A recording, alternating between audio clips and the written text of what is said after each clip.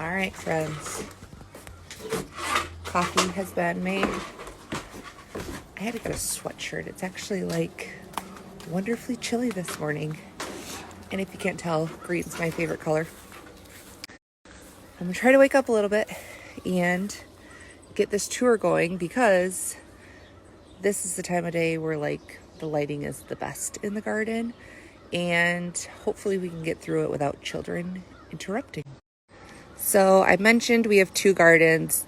This is what I consider our kitchen garden because it is right off the kitchen. That's Carl. Super close to the house. My goal eventually with this garden is that it will be a really good mix of perennials as well as flowers, and then your typical kitchen garden items you want to be able to grab while you're cooking, your lettuces, peppers, some tomatoes. So some of the stuff in here right now is more bulk growing for our family that I'll preserve for the year. But just so you can kind of know what my vision is over time, it'll be a lot of beauty, and a lot of my bulk growing will go into the other crop garden.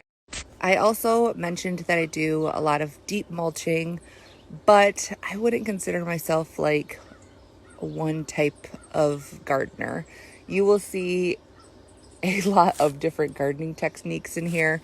I've got hay, I've got grass clippings, I've got landscape fabric, I've got wood chips. The more you garden, the more you kind of know what your preferences are, and sometimes different crops have different preferences even. So I do have a lot of variety. One of my biggest goals this year is to make the pathways more low maintenance. So the last 2 years, I had initially living pathways that were just grass that I had to mow. Last year, I tried mulching my pathways, which just was way too much work and too much to keep. The mulched pathways were just too much to keep up on. So this year, I finally bit the bullet and put landscape fabric around what I call my perimeter pathways, which is this wider pathway that kind of goes around the garden. And then my interior beds have a pathway that is smaller that have wood chips, which you'll see. So just to give you a heads up on that, but let's start here. So this is my little rose arbor that I just did here, and we have some young roses on it, so they're not filling in and being as extravagant as they will be someday, but I'm very excited for those to eventually all fill in. And then along this fence line is mainly cold weather stuff that, in my mind, it's going to be the last stuff I'm harvesting going to, so I wanted it to be easy to access. So kale, lots of Brussels sprouts. Those will be some of the last stuff that I'm getting just as the garden's going to bed. And I used wood chips as mulch because this is one of my perimeter beds, and those are the ones that I'm filling first with perennials. So this bed is pretty much the same thing the whole way down.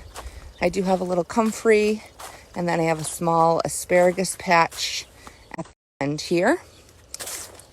Nice custom gate to get out the other side of the garden. And then you can see the perimeter beds along the fence line kind of continue all the way around the garden. Some are at varying levels of neglect because this is a real garden and it's not perfect. But I think I'll just walk around the perimeter beds first, and then we'll work through the inside beds. So this area is kind of at the end of its production and it's getting cleaned out.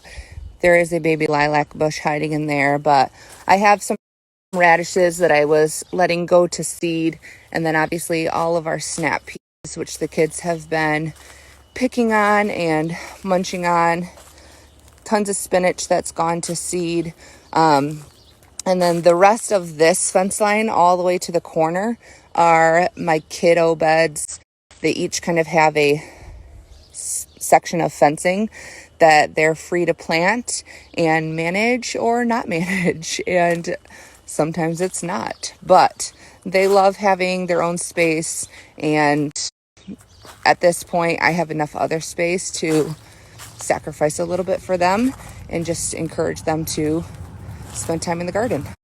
So at the end of the kiddos, I have a small compost pile, a little corner of blueberries, and then one of the newer and most exciting parts of the garden is this row right here, which we affectionately call Strawberry Lane.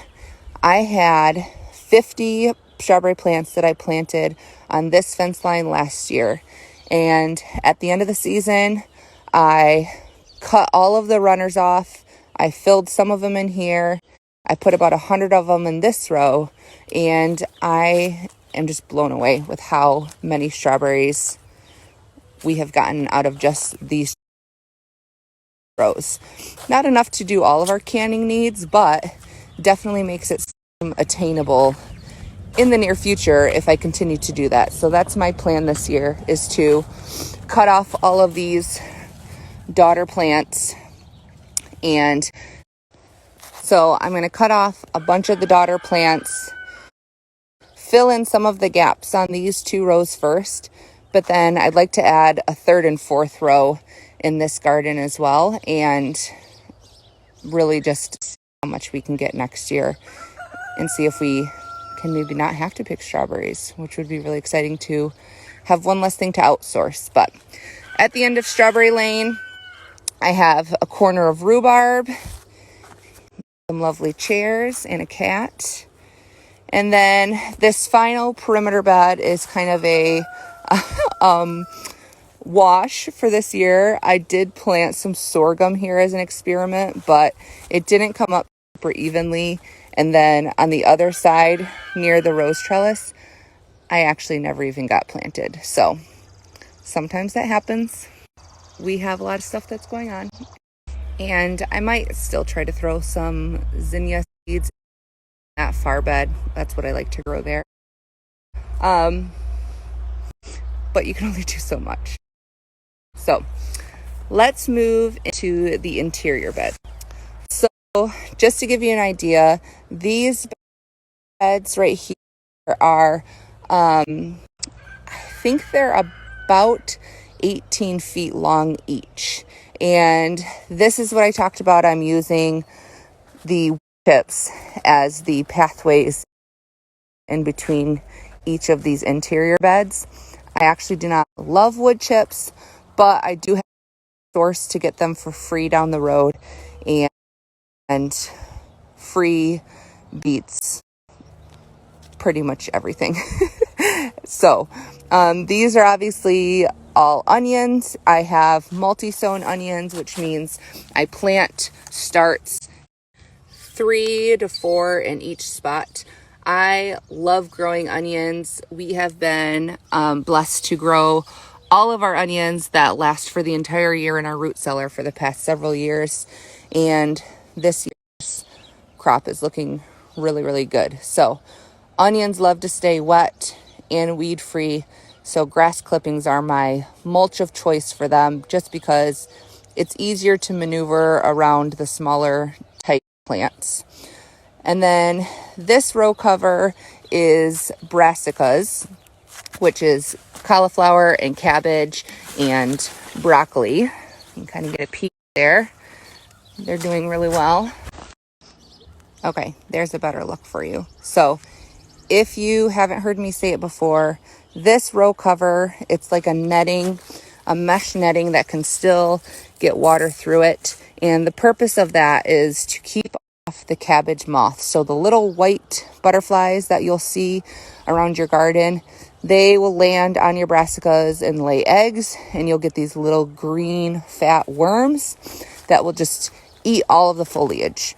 And it took me about 4 or 5 years of failed attempts of growing broccoli and cauliflower before I finally learned that if you cover them, it completely eliminates that issue.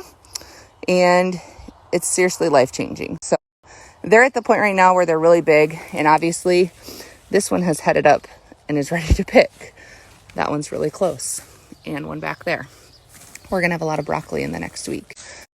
So at this point, I'm not as worried about pest damage, but we've had crazy hot temperatures, 90 degrees. So I've left this on just kind of as a filter to keep them a little bit cooler, hopefully. But I do need to leave it off now because as soon as I'm done with this tour, I'm probably going to come out and harvest a bunch of broccoli. And then this row is carrots. I'm doing 2 different successions of carrots this year. This carrot row is mainly just for like fresh eating during the summertime. The kids have already been out here a bunch picking just little baby sized carrots. I don't thin my carrots. I just plant them and let size grow. So I'll have another plant. I was saying I'm going to put a second row of carrots in when I pull my hardneck garlic out of this garden, and that will be the stuff that I want to store for like eating throughout the winter time. So the kids have full reign on this bed of carrots for fresh eating. After the carrots, I have these 4 raised beds. 2 of them have herbs in them. 2 of them are just kind of holding my miscellaneous junk. These beds I put in years ago and they were totally free, and I've about gotten out of them what I'm going to. They're kind of falling apart, and I didn't really plan what to do about that this year, so they're staying, but next year they will likely come out. So I have to decide kind of how I want to rework this center area. But after that, we have just a little bit more onions. These are just ones that didn't fit in my other row. And the sides of this were full, and actually the center too, were full of leaf lettuces and spinach. And I pulled them yesterday because they had all turned bitter and kind of gone to seed. So what's left is a bunch of celery and then my head lettuce, which we have been using, but they look really beautiful and they're holding on. They have not bolted despite the heat. So once those are done, though, I will probably just reseed with more leaf lettuce for the fall. Then we have a massive row of broccoli, which again is all, I was just looking at them yesterday, going to be picked and blanched for the freezer probably this week. And then this end is just a little bit of, I mentioned this yesterday in the post that I made leading up to this tour, but my primary reason for gardening is to grow food for our family. So I don't grow a lot of fancy things. I grow food that I know we like. I grow food that for the most part does well in our climate.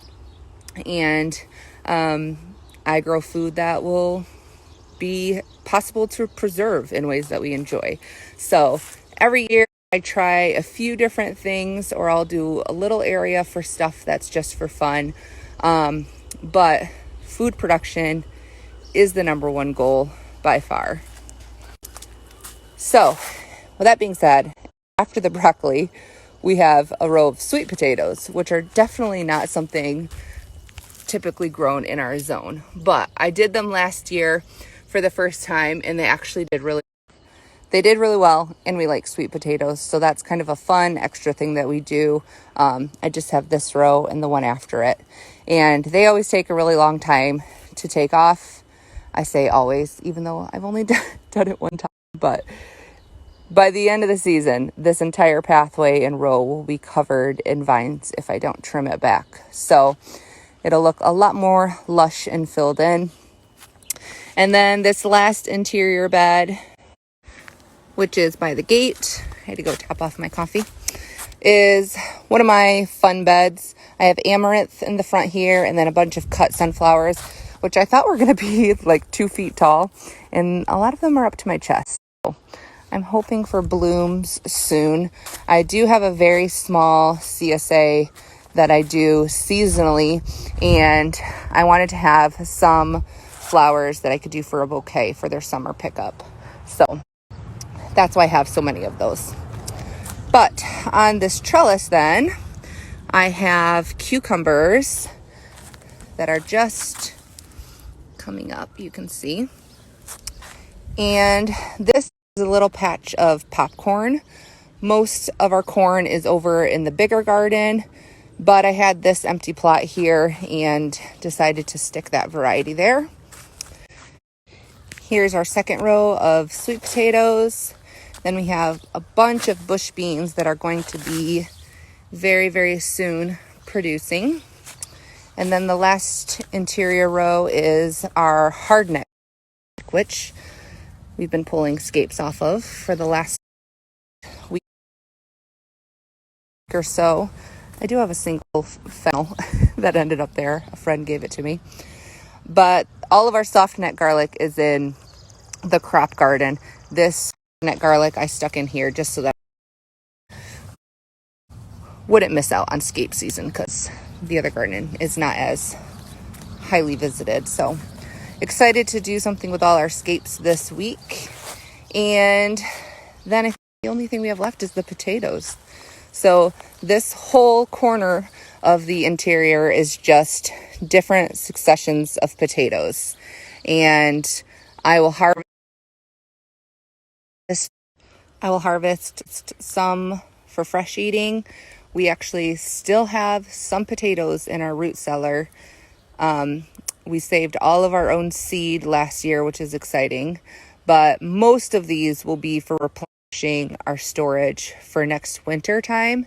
And we're big potato eaters, so we grow a lot of potatoes. But I think that's everything, you guys. I hope that the lighting wasn't too off. I'll give you a little pan of the space.